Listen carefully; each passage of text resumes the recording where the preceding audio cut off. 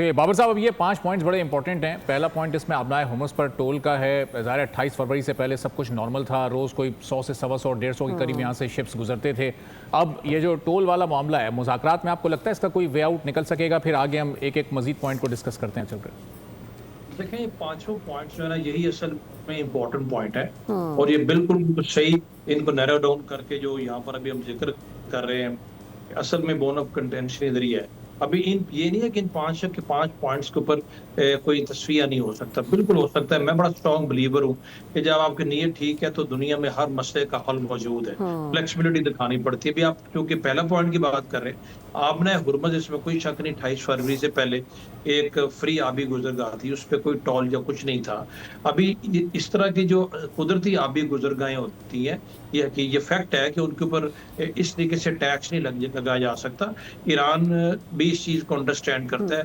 Iran ने सिर्फ ये पॉइंट रखा हुआ है इस चीज को डिटरमिन करने के लिए कि दुनिया माने कि आपने हुर्मुज़ के ऊपर उसका हक है, कंट्रोल है, और उन्होंने जिस तरीके से इफेक्टिवली पिछले 40-45 दिनों में साबित किया है। बट ये भी हकीकत है कि आपने हुर्मुज़ के ऊपर सिर्फ ईरान का टेरिटोरियल वाटर नहीं, आपने हुर्मुज़ के दूसरी तरफ तो अमान भी है, तो ये भी तो देखना पड़ेगा। लेकिन इसका कोई ऐसा मैकेनिज्म बिल्कुल बन सकता है, अगर एग्जैक्टली टॉल या ऐसी चीज ना भी हो, कोई ऐसा उसका मैकेनिज्म, वर्किंग मैकेनिज्म बन सकता है जिससे ईरान की ये बात रह जाए कि ये एक्सेप्टेड हो कि ये उसका मतलब प्रेरोगेटिव है या उसका ये कानूनी हक है। लेकिन टॉल वाली बात अगर आप यहाँ पर करेंगे तो फिर दुनिया में बाकी जो स्ट्रेट्स हैं उनके ऊपर भी ऐसी ही बात सामने आएगी।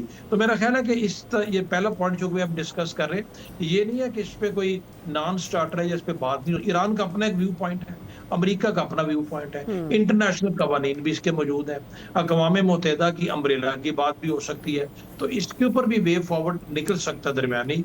और इसी तरीके से बाकी जो आपने 5-4 पॉइंट कहे, इसके अलावा उनके ऊपर वन बाय वन जब हम डिस्कस करते हैं तो आप एंड पे यही हमें इस चीज का अंदाजा होगा कि every point has a solution. और उसका बेस्ट सॉल्यूशन ये होता है कि जो मरवजा इंटरनेशनल कवानीन है उसके मुताबिक चले। किसी मुल्क का ये आप उसको हक नहीं दे सकते कि अपनी मर्जी के मुताबिक चीजों को लेके आगे चले। हाँ, उसके कंसर्न को एड्रेस जरूर होना चाहिए, वो ईरान का राइट है और अमेरिका का भी राइट है कि जो उनके कंसर्न है। इसलिए तो बातचीत है, इसलिए तो मुज़ाकरात हैं, इसलिए तो मिल बैठ रहे हैं। अगर ये पॉइंट्स स्ट्रेट अवे इतनी आसानी से हल हो जाते तो मुज़ाकरात की नौबत क्यों आती है? तो चूंकि मुज़ाकरात पे राजी हैं, मुज़ाकरात शुरू हुआ चाहते हैं, उम्मीद की जानी चाहिए। और चूंकि बाज़ाब्ता मुज़ाकरात से पहले दोनों वफूद की सेपरेटली पाकिस्तानी लीडरशिप से मुलाकात भी है, उस पर यही बातें होंगी कि हमने आगे कैसे चलना है। सही है बाबर साहब, बाकी जो 4 पॉइंट्स हैं उस पर भी डिस्कशन का सिलसिला आगे बढ़ाएंगे, आपकी जानिब दोबारा भी आएंगे। इस वक्त जुल्करनैन इकबाल भी हमारे साथ मौजूद हैं, शायर इक़्तिदार से।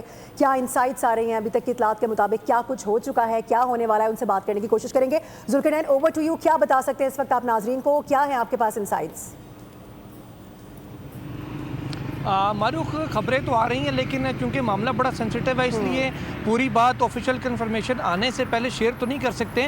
लेकिन मैं हिंट के तौर पे इतना ज़रूर आपको कह सकता हूँ कि जिस काम के लिए गैर मुल्की मेहमान आए थे उसकी इब्तिदा हो चुकी है, वो काम शुरू हो चुका है। और इतलात इस किस्म की आ रही हैं कि मुस्बत पेशरफ्त जो है ना, दोनों जानिब से मुस्बत इशारे दिए जा रहे हैं, मुस्बत जो पेशरफ्त है वो हो रही है, बड़े पॉजिटिव साइंस आ रहे हैं।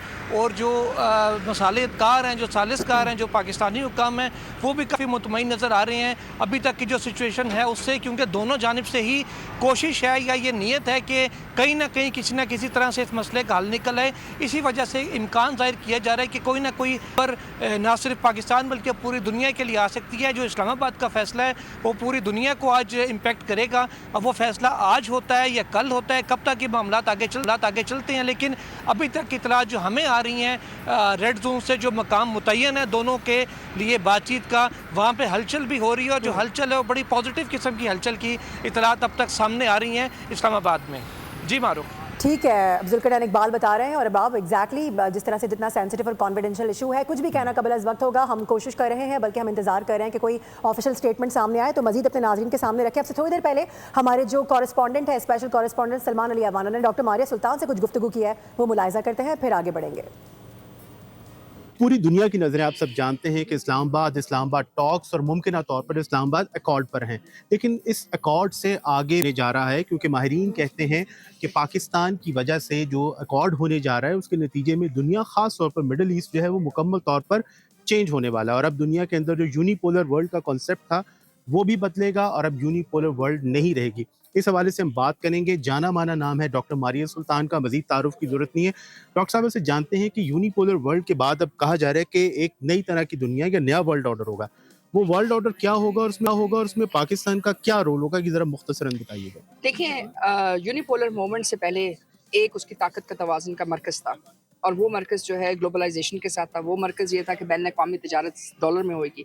वो मरकज़ ये था कि बैन अक़वामी तेल की तिजारत जो है डॉलर्स में होगी। इस वक्त जो स्ट्रेट ऑफ हॉर्मुज़ के ऊपर जो भी नया फार्मूला आएगा, और प्रेसिडेंट ट्रंप ने कह दिया कि ईरान के साथ या ईरान के बगैर वो स्ट्रेट ऑफ हॉर्मुज़ को दोबारा रवा करना चाहते हैं। और ईरान ने ये कहा है कि ये जो है वो जो फ़ीस है वो बिटकॉइन में लेंगे, या मतलब क्रिप्टो करेंसी में लेंगे, या युआन में लेंगे। सो अगर तो अमेरिका चाहता है कि क्रिप्टो करेंसी या युआन में ना लें, फिर तो अमेरिका को ईरान के ऊपर से सैंक्शंस उठानी पड़ेंगी। सैंक्शंस उठाएंगे तो फिर तेल की तिजारत दोबारा मामला चेंज हो जाएगा। फिर अमेरिका तेल की तिजारत के ऊपर तो डोमिनेंस जारी रखेगा डॉलर के जरिए, लेकिन जाहिर है फिर स्ट्रेट ऑफ हॉर्मुज़ में वो शराकतदारी करेगा। और शराकतदारी करने का मतलब ये है कि हमें ये बात समझनी होगी कि चीन और ईरान का जो ताल्लुक है बेल्ट एंड रोड इनिशिएटिव के लिहाज से, वो $600 बिलियन की इन्वेस्टमेंट की है चीन ने ईरान के अंदर, उनकी ऑयल रिफाइनरी के अंदर और सारी चीज़ों के अंदर। तो इसका मतलब है कि चीन भी एक स्टेक होल्डर बन जाएगा। इसके मद्दे मुकाबिल जो सऊदी अरेबिया इस वक्त इन्वेस्टमेंट करने जा रहा है पाकिस्तान में, गवादर में, और बिलखसूस पाकिस्तान में ऑयल साइड के ऊपर, तो वो पाकिस्तान को भी बैनुल अक़वामी तिजारती मंडी में और बैनुल अक़वामी समुद्री राहदारी के रास्ते में एक नई ताकत के मरकज़ के तौर पर दिखाएगा, जहाँ ना सिर्फ आप बैनुल अक़वामी तिजारत कर सकेंगे, लेकिन साथ ही साथ जो आपकी मिलिट्री स्ट्रेंथ है उसके ज़रिए आप ये तहफ़्फ़ुज़ फराहम कर सकेंगे कि आप इस स्ट्रेट ऑफ हॉर्मुज़ को रवा करने के लिए एक बेहतर सिक्योरिटी। मैम, यहाँ से एक बहुत इंपॉर्टेंट सवाल आता है डॉक्टर साहब, कि पाकिस्तान का अब इस अकॉर्ड के बाद होपफुली पाकिस्तान और सऊदी अरब के रिलेशंस कैसे होंगे, पाकिस्तान और ईरान के रिलेशंस कैसे होंगे, पाकिस्तान और यूएस के रिलेशंस कैसे होंगे? मेरे ख्याल से ये पाकिस्तान का बेहतरीन नमा है, क्योंकि पाकिस्तान सऊदी रिलेशनशिप जैसे कि हम जानते हैं उसके जो STMA है उसके 3-4 बुनियाद हैं। एक तरफ तो आपके पास उसमें सिक्योरिटी कॉरिडोर, सिक्योरिटी कोलैबोरेशन है, डिफेंस कोलैबोरेशन है, जॉइंट डिफेंस प्रोडक्शन है, और उसके साथ साथ एक जो है उसमें इकोनॉमिक एंड स्ट्रेटेजिक कॉपरेशन है। सो इकोनॉमिक और स्ट्रेटेजिक कॉपरेशन ऐसी है जो जाहिर है उस वक्त होती है जब आप ये समझते हैं कि आपके स्ट्रेटेजिक इंटरेस्ट एक दूसरे के साथ हैं। तो इसके बाद जो चीज़ सामने नज़र आ रही है सऊदी अरेबिया को भी और पाकिस्तान के लिए भी वाज़ेह है कि पाकिस्तान सऊदी इश्तराक जो है लाज़िम व मलज़ूम है। इसके साथ साथ जो दूसरी चीज़ नज़र आ रही है ईरान के लिए, ईरान ने हमेशा जो है इस खत्ते में से पहले इंडिया के ऊपर तरजीह दी, लेकिन इस जंग ने उनको ये बता दिया है कि अगर खत्ते में कोई उनका साथी है, खत्ते में कोई उनका खैर खा है, तो वो पाकिस्तान है। और अगर पाकिस्तान के साथ उनके रवाबत बेहतर होते हैं, पाकिस्तान के साथ उनकी तिजारत बेहतर होती है, तो वो उनके लिए डिस्टेबलाइजिंग फैक्टर है। And what about US? वो दोबारा छोड़कर जाने वाला कॉन्सेप्ट तो नहीं आएगा? देखिए, यूएस इस वक्त आप उनसे कोई इमदाद नहीं ले रहे, आप उनसे कोई सिक्योरिटी गारंटी नहीं ले रहे, आप उनसे कोई दहशतगर्दी के खिलाफ कोई महाजराई नहीं चाह रहे। आप एक बैनुल अक़वामी तिजारत में और सिक्योरिटी में इक्वल पार्टनर के तौर पर खड़े हैं। Very important. और दूसरी बात यह है कि अगर तिजारत में वो सिक्योरिटी फ्रेमवर्क में जो आपके दरीना ताल्लुकात रहे अमेरिका के साथ 70 सालों से, उसको आप ट्रांसलेट कर लेते हैं एक नए सिक्योरिटी आर्किटेक्चर, इकोनॉमिक आर्किटेक्चर में मिडिल ईस्ट के लिए, स्टेट ऑफ हॉर्मुज़ में तिजारत को जारी रखने के लिए, तो आपका रिलेशनशिप चेंज हो जाएगा फंडामेंटली। थैंक यू डॉक्टर साहब। ये थी डॉक्टर मारिया सुल्तान, जिन्होंने हमें बताया कि पाकिस्तान की एक गवर्नमेंट जो है वो इंशाल्लाह इस्लामाबाद अकॉर्ड के बाद शुरू होने वाली है। पाकिस्तान का जो रिलेशंस का मामला है यूएस के साथ, सऊदी अरेबिया के साथ, ईरान के साथ, वो एक नए दौर में दाखिल होगा। सब्सक्राइब करें और बेल दबाएं ताकि कोई खबर रह न जाए।